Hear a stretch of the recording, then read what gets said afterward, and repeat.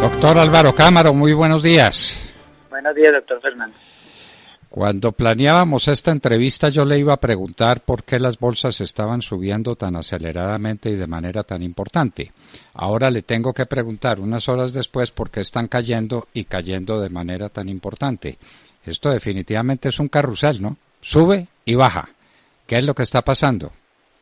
Sí, doctor Fernando, es netamente el reflejo de la incertidumbre. Simplemente los rebotes, como lo hablábamos hace unos días, obedecen a momentos en los cuales los inversionistas encuentran algo de esperanza e intentan buscar ventaja de castigos muy notables que ha habido en los activos a nivel global.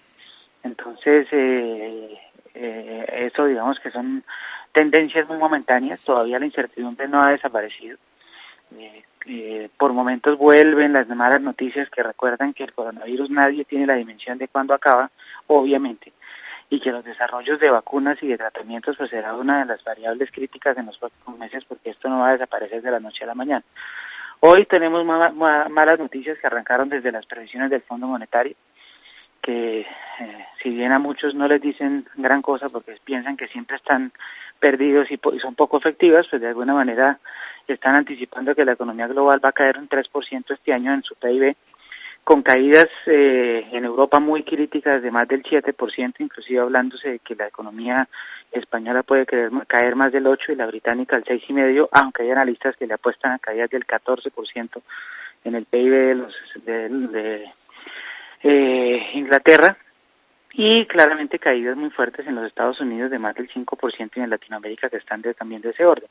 Colombia medianamente bien librada en medio de esta tragedia con una contracción esperada del 2.4%. Pero a eso se une el doctor Fernando que esta mañana también se conocieron las ventas al por menor de marzo en los Estados Unidos, una caída del 8.7%, la más aguda tal vez desde el año de 1992 y un poco por encima de lo que estaba esperando la media de analistas que estaba alrededor del 8%. También se conocieron los datos de manufactura de Nueva York que cayeron a niveles sin precedentes. Nueva York es una zona absolutamente afectada por la pandemia en los Estados Unidos y pues eso lo están reflejando sus cifras. Y una aún más preocupante, doctor Fernández, que se habla que en países donde aparentemente ya se ha logrado cierto control, como Corea del Sur, Japón, la misma China, que estaban empezando a volver a normalizar sus economías, aparecieron rebrotes de coronavirus. Entonces esto genera naturalmente incertidumbre y ese en qué momento las economías se van a poder normalizar para no quebrar el mundo y para no entrar en momentos de miseria y de hambre que serían aún más dolorosos en compañía de este virus. Doctor Cámara, hay un factor importantísimo en la economía mundial que es particularmente delicado, tratándose de la economía colombiana, el petróleo.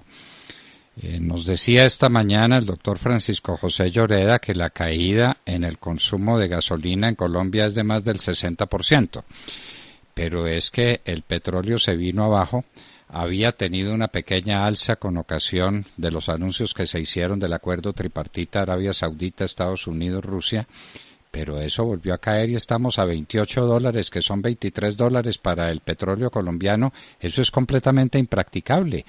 Doctor Cámara, ¿se ha medido bien el alcance que tiene desde el punto de vista fiscal y cambiario la caída del petróleo en estos meses que ya definitivamente pasaron? Estamos en el cuarto mes del año, pero los meses que vienen no son nada halagadores. Le repito, Brent a $28, la incidencia que eso tiene sobre este problema que usted está analizando. Sí, doctor Fernando, la caída, como usted bien lo dice, lo explica el hecho de que los recortes que anunciaron esos acuerdos apuntaban a algo cercano a los 10 millones de barriles al día, exactamente 9.7, y si se unían algunos otros países que no son miembros de la OPEP ni de la OPEP ampliada, como el caso de Brasil, como el caso de Canadá, se podría pensar en recortes que en un buen momento podrían llegar a 14, 15 millones de barriles al día. Pero es que la Agencia Internacional de Energía hoy está diciendo que la caída en la demanda va a ser del orden del 30%, eso significa una caída de 30 millones de barriles al día. Quiere decir que así recorten los 15, el mundo todavía tiene más petróleo del que inicialmente se necesita naturalmente para atender la demanda. Esto va a hacer aún más gravosa la situación para países que dependen mucho de la cotización del petróleo, como es el caso de Colombia. Sin duda alguna, doctor Fernando, saque las cuentas de cuánto le implica al país a vender no a 60 en promedio como se pensó, sino hacerlo a niveles de 23 o 24 dólares, que es en lo que actualmente está. Entonces el impacto fiscal va a ser notable en materia de ingresos y sobre todo en un momento en el cual pues la ortodoxia fiscal aquí no va a funcionar, porque si el gobierno no activa la política fiscal, no revivimos a Keynes como en la Gran Depresión del 29, pues aquí sencillamente la estrategia empresarial y social se va a ir abajo y la situación y las consecuencias del crecimiento en el país van a ser muy dolorosas. Luego, muy crítica la situación, esto nos va a cobrar, nos va a pasar la factura adelante, pero es mejor, doctor Fernando, tal vez que las generaciones futuras se metan la mano al dedo y paguen el endeudamiento y el mayor hueco fiscal que va a generar esta coyuntura, a que lo tengamos que hacer ahorita con una destrucción mayor, pues quitándole las herramientas fiscales al país. Pero sí va a ser muy, muy complicado, muy doloroso, sobre todo años adelante. Nos van a implicar reformas tributarias que nos van a tapar los huecos que van a quedar de este esfuerzo fiscal que se está haciendo y naturalmente del desequilibrio que genera el petróleo. También tengan en cuenta que los 23 dólares se están vendiendo a 4.000 y no a 3.200, que era la cuenta que se había hecho. Hay algo de compensación puede haber, pero sin duda alguna lejos de poder compensar toda la caída que ha sido notable en el precio del petróleo. Doctor Cámaro, hoy es 15 de abril, hoy es pago de quincena. Y ese pago de quincena está muy embolatado en las empresas medianas y pequeñas, que uno dice, bueno, son las medianas y pequeñas, pero es que las empresas medianas y pequeñas están conectadas con las empresas grandes. ¿En qué medida este impacto negativo de las empresas medianas y pequeñas, de los que nos hablaba esta mañana la presidenta de ACOPI, influye también en el destino de las empresas grandes del país? Porque pues las empresas medianas y pequeñas trabajan para esas empresas grandes en muchos sentidos y también les suministran muchos elementos para trabajar. Entonces, ¿cómo es esa conexión y cómo es ese problema de las empresas medianas y pequeñas que hoy, cuando estamos hablando, no tienen claro el panorama de créditos de largo plazo y bajísimos intereses para poder sobrevivir y pagar sus nóminas? Lo primero, doctor Fernando, algo decirlo, y yo creo que se lo debió decir la presidenta de ACOPI, entre el momento en el cual el gobierno hace los anuncios, si usted recuerda fue el pasado miércoles santo antes de irnos a jueves, viernes, que son los días más de mayor reflexión de la Semana Santa, y el momento en el cual se configura, se articula y se puede ejecutar, pasan muchos días, y eso exacerba la incertidumbre. Doctor Fernando, el anuncio de ese gobierno el miércoles y el Fondo Nacional de Garantías hasta ayer se reunió su junta directiva para poder determinar las condiciones de la circular y cómo los bancos podían canalizar estos dineros. Claro, las intenciones son absolutamente valiosas y son muy oportunas, pero pues no lo son si no se ejecutan y si los bancos no irrigan la plata.